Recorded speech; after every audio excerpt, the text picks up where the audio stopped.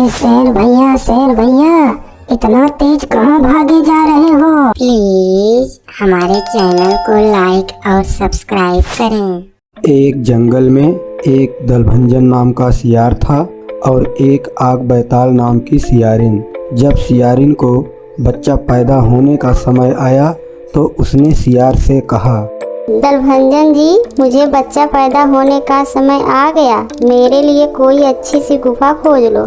सियार उसे शेर की गुफा के पास ले गया और बोला, अरे वाह, यह गुफा तो बहुत ही सुंदर है, चलो इसी में रुकते हैं। लेकिन दलभंजन जी, यह तो शेर की गुफा है, हम इसमें कैसे रह सकते हैं? शेर आएगा, हमको हमारे बच्चों को भी खा जाएगा।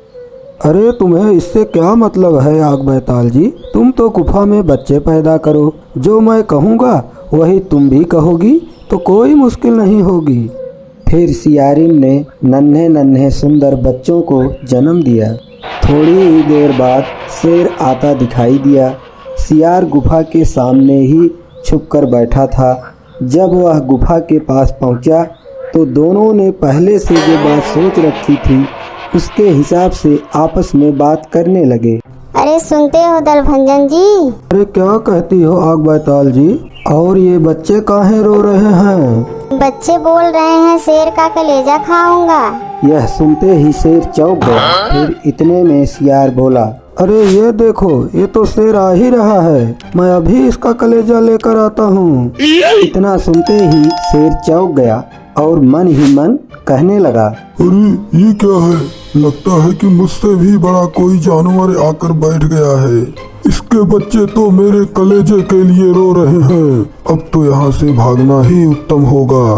फिर शेर वहाँ से भाग निकला और रास्ते में उसे एक बंदर मिला और बंदर ने उससे पूछा, अरे शेर भैया इतना तेज कहाँ भागे जा रहे हो? क्या बताऊं भाई, लगता है मेरी गुफा में कोई बहुत बड़ा जानवर आकर घुस गया है।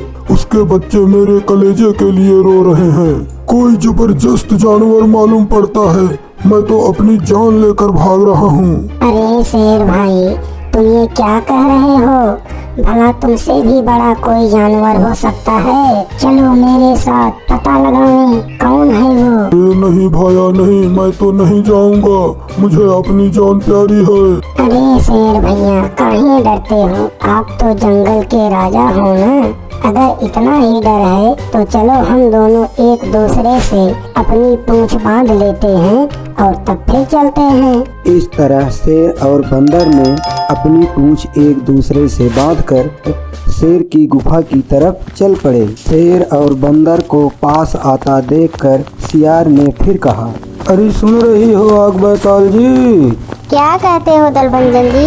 अरे बच्चों को बोलो चुप हो जाएं। अरे हमारा दोस्त बंदर आ रहा है और अपने साथ शेर का कलेजा भी ला रहा है। हाय राम, मैं तो बेमौत मारा गया। ये बंदर तो इसका दोस्त निकला। ये ससुरा हमको बहला फुसला करके मौत के घाट उतारना चाहता है। अब तो यहाँ से किसी तरह जान बचाकर भागने में ही बुद्धिमानी है।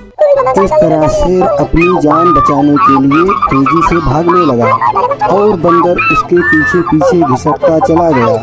बंदर बेचारा और करता ही क्या, क्योंकि उसने जो शेर के साथ अपनी पूंछ बांध रखी थी, इसलिए वह जाता ही कहाँ।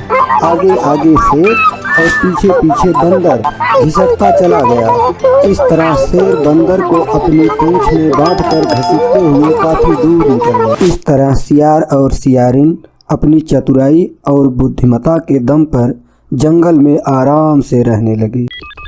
प्लीज हमारे चैनल को लाइक और सब्सक्राइब करें।